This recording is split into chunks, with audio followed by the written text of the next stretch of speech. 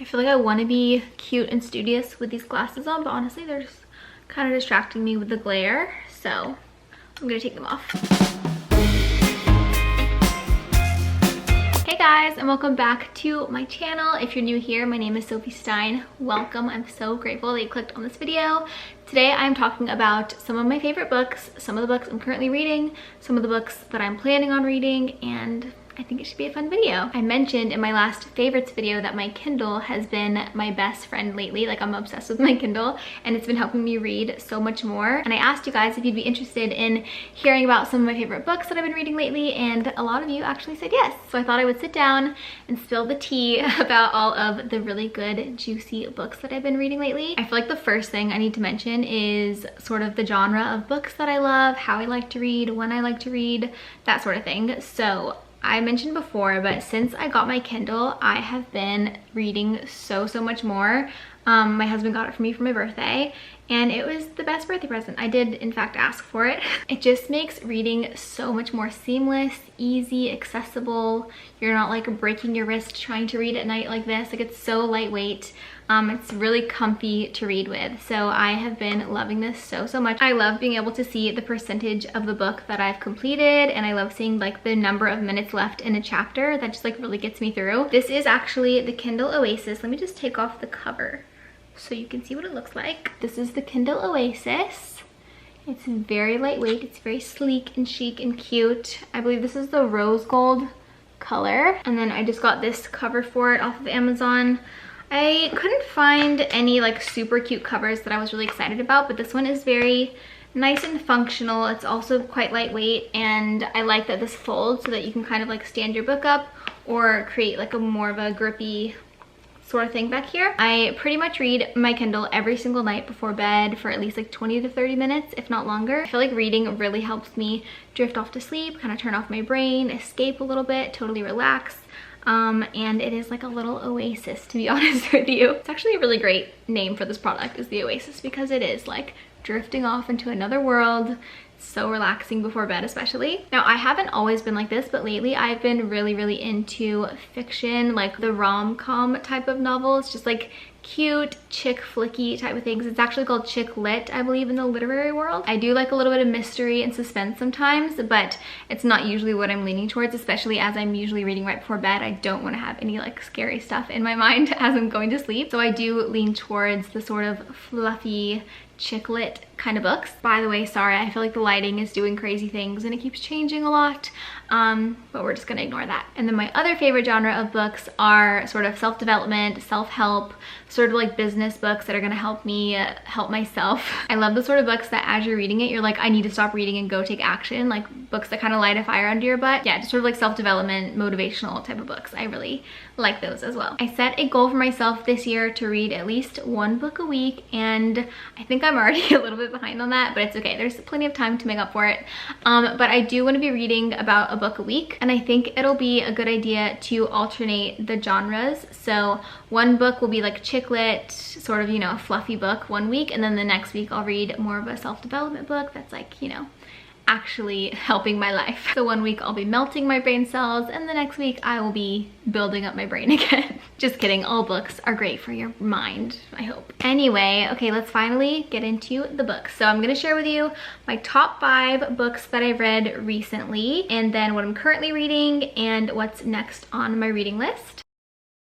Okay, so first I want to share with you the top 5 favorite books that I've recently read. I've pretty much read all of these within the last like 6-ish months.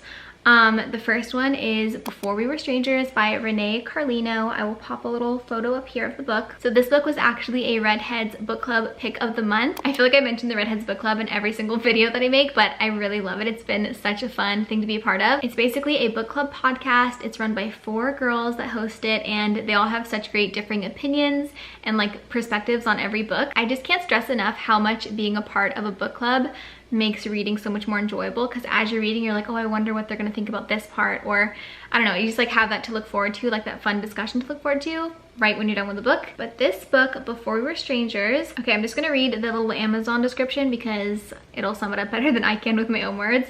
It says, it is a love story about a Craigslist missed connection post that gives 2 people a second chance at love 15 years after they were separated in New York City. I love this book. It is so sweet. It's such a beautiful love story. The book switches between these two people who are in love.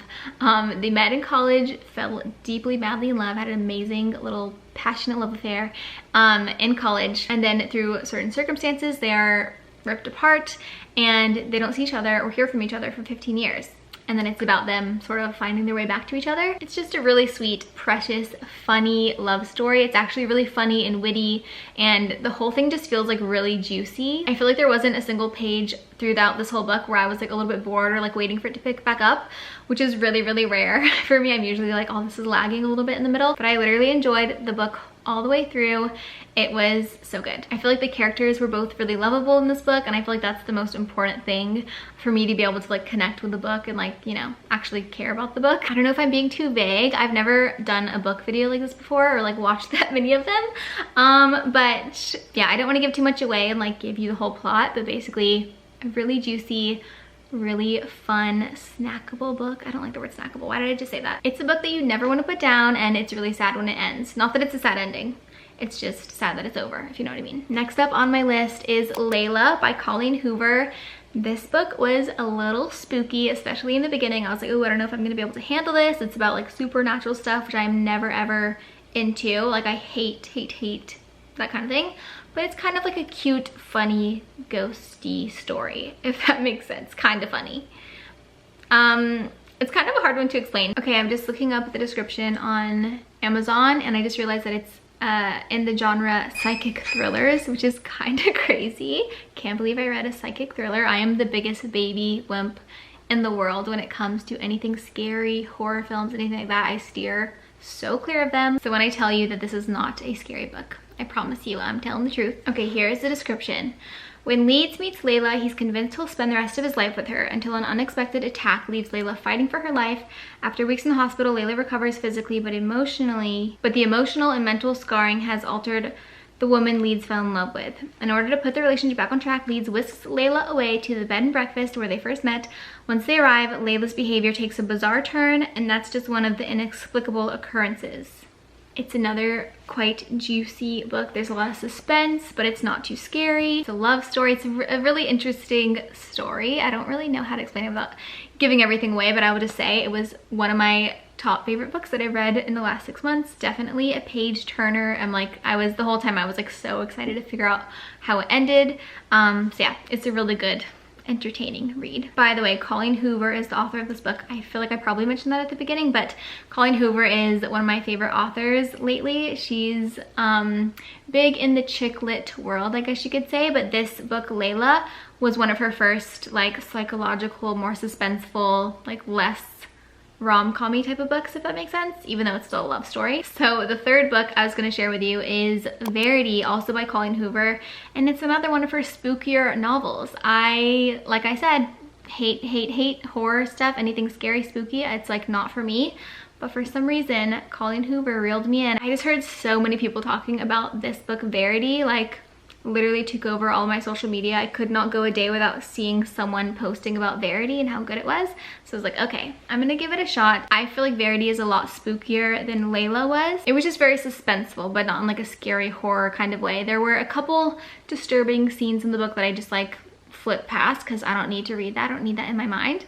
But for the most part, it was like very thrilling and exhilarating to read, and I really enjoyed it. I feel like if you're a booky kind of person, if you read a lot and you read the sort of books that I'm talking about, more of like chick lit, rom-com, Colleen Hoover vibe, you've definitely heard of Verity and you've probably read it, so you already know. But if not, I will just read the little description for you real quick.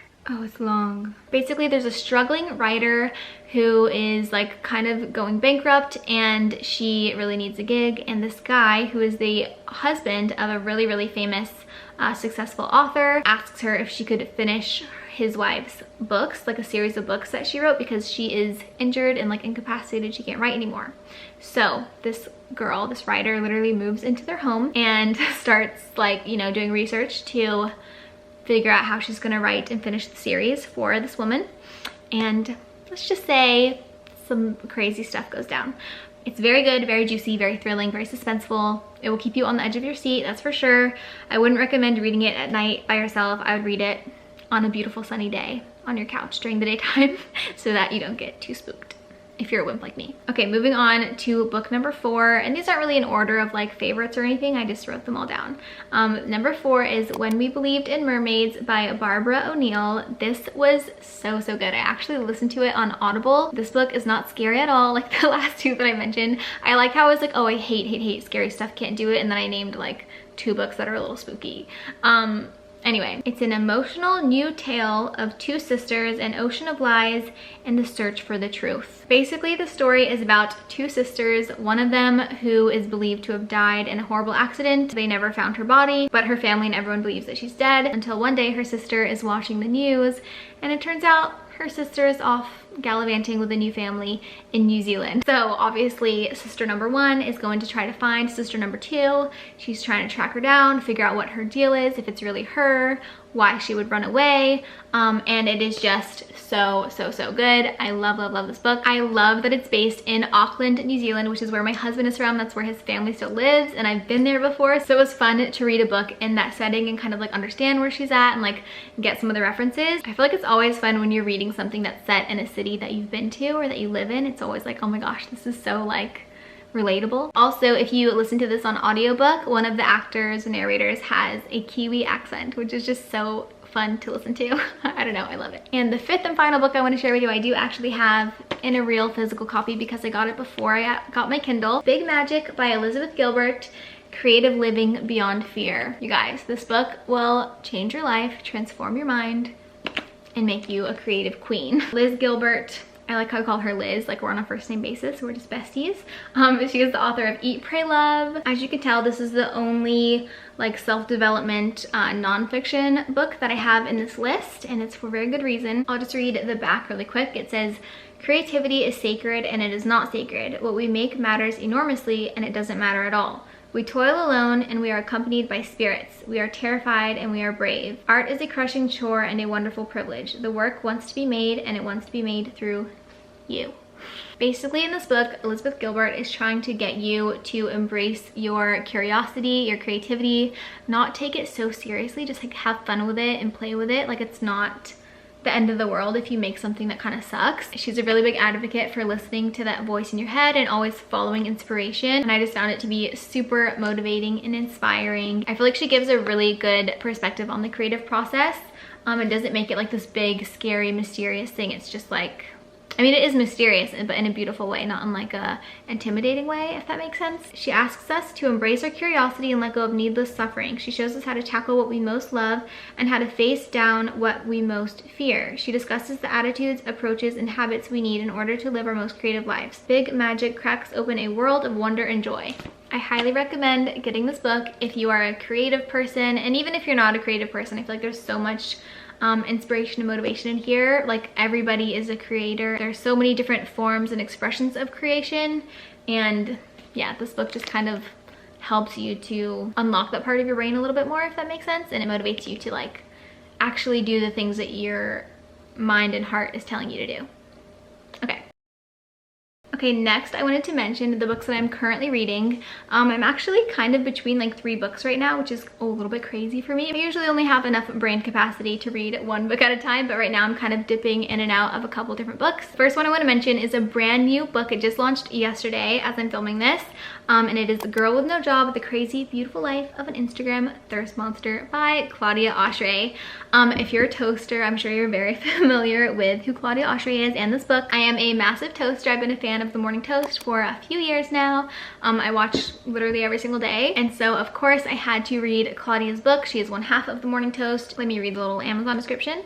A laugh out loud, funny look at pop culture and social media stardom from one of the most popular, fun-employed millennials today. I'm only like 40% through the book so far, but it is so good. I feel like Claudia is so funny.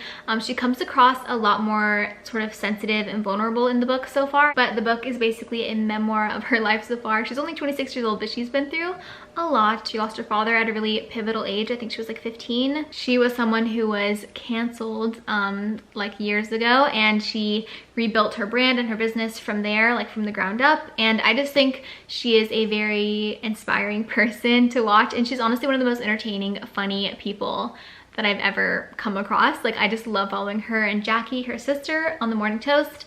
But yeah, of course I had to buy the book because I watch them literally every single day, their show. So I've been reading it on my Kindle. I'm 43% of the way through, and so far it's so good. I feel like we really get to see another side of Claudia, like a more sensitive, vulnerable side, but she still of course comes across like really funny and herself, which we love. The next book that I am currently reading is Maybe Someday by Colleen Hoover. Yes, this is the third Colleen Hoover book that I've mentioned so far in this video. Since I am such a big Colleen Hoover fan, I thought I would dig into like her most popular books. She has so many novels out there, it's kind of crazy. But I looked up like her most popular ones, and this was at the top of the list for like everyone's favorite. And I'm a little surprised. I don't know, it's really good, but it's definitely lagged a lot in the middle, and now it like started to pick back up. I think I'm like 70% through, and I'm like, okay, it's really good again. But basically it's a love story. The Amazon description says, a passionate tale of friendship, betrayal, and romance maybe someday will immerse readers in Sydney's tumultuous world from the very first page. I feel like I would be enjoying this book a little bit more if the characters were a little bit more likable. I feel like it's kind of a little bit hard to like them and root for them sometimes in this book. I probably would have finished this actually already, but since Claudia's book Girl in the Job came out, that one took a little bit precedent, and so I've been reading that instead of this one. But when I finish Claudia's book, I'm sure I will pick this back up and finish it really quickly because it is good and it's a little juicy and it's a love story, and I love that, but I'm not like obsessed with the main characters, so I'm not obsessed with the book. I was gonna mention this book, The Seven Husbands of Evelyn Hugo, as one that I'm currently reading, but I'm kind of like just currently paused on this one. Everybody on the internet is obsessed with this book, kind of like Verity. This book is just taken the internet by storm, and I've just been hearing about it from all angles and everyone's recommending it to me, so I had to give it a read. I'm about 100 pages in here, but it didn't hook me that much. Like, it's good, but it switches between the 1950s and present day, and I feel like every time it switches back to 1950s, I'm like, this is a little boring. I'm not that into this, so it's kind of annoying. I don't love when books switch from different time periods. Saying that, Before We Were Strangers did do that, and I actually loved it. But this one, I don't know. It's just a little bit lagging for me. I feel like I'm definitely going to finish it because literally everybody says it's amazing. I haven't heard one bad review about this, so I was really surprised when I was like finding myself a little bit bored. So yeah, I did put this one down so that I could read other stuff, but eventually one day I will start reading this again. So it is technically on my currently reading list because I'm just like paused on it, but I haven't honestly picked it up in a couple months, and it's just been sitting on my bedside table like waiting for me to read it. Okay, now I will quickly share with you what is on my to-read list. These are the things that have been really highly recommended from either people I've been listening to on podcast or Instagram or friends. The first one is Atomic Habits by James Clear. I actually got this for Josh for Christmas. I put it in his stocking. Don't you love those presents that can be like a joint present? Like you get it for your boyfriend or your husband, and then you end up getting to enjoy it just as much as he does. I thought this would be a great book to start off the new year with. I meant to actually start reading it like within the first 2 weeks of the year, but I think this will be my very first like self-development book that I read of the year. I'll read the back of the book. It says, discover the secret to results that last. Packed with evidence-based self-improvement strategies, Atomic Habits will teach you how to design habits that work for you rather than against you. I am someone that has always struggled with staying consistent and keeping habits and just like being consistent with all the healthy habits and things that I know that are good for me. I'm not great about keeping them up, so I thought maybe this book would help me get inspired and motivated for the new year to really stick to my habits and reach my goals. I've really heard so many people talk about this, so I'm excited for that. Okay, I feel like this video is getting really long, so I'm just gonna quickly list off the rest of the books that are on my list of to read. Most of them are self-development books because I haven't read any in quite a while, so I feel like it's time to like get on that train, especially as it's 2021, new year, new me, who dis. I really do want to like be on top of my game and really reach my goals and stay consistent with, you know, being my best self. So number one, we have Atomic Habits by James Clear. Just talked about that. Number two, The Productivity Project by Chris Bailey. Just heard great things about that. The next one is actually a book that was recommended by my counselor, and it's The Road Back to You by Ian Morgan-Cron and Suzanne Stabile. It is actually a book about the Enneagram and how to like understand your personality a little bit better. I've always been really interested in the Enneagram and how it works and like learning more about my personality type. I'm a 3 wing 4, by the way. Comment below what Enneagram you are if you know what you are. Just really fun to learn about, and it's a really good tool for understanding yourself better and understanding your relationships better and stuff. And then we have The Miracle Morning by Hal Elrod, which is all about morning routines, I guess. I don't know. I haven't actually read it yet, but I think it's about how to like make your morning routine the best that it can be and set your day up for success. And then the last one is not self-development. It is called How to Fail at Flirting by Denise Williams. This is the next redhead book pick of the month, and it's just like a chick lit rom-com type of thing. So those are all the books that are on my list. Those are all the books I wanted to talk about with you today in this video.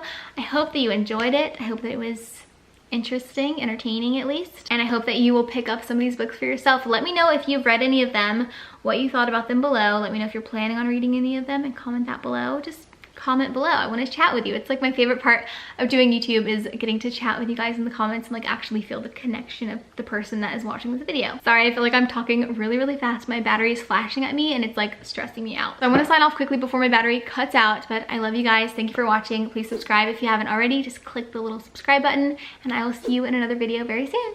Bye!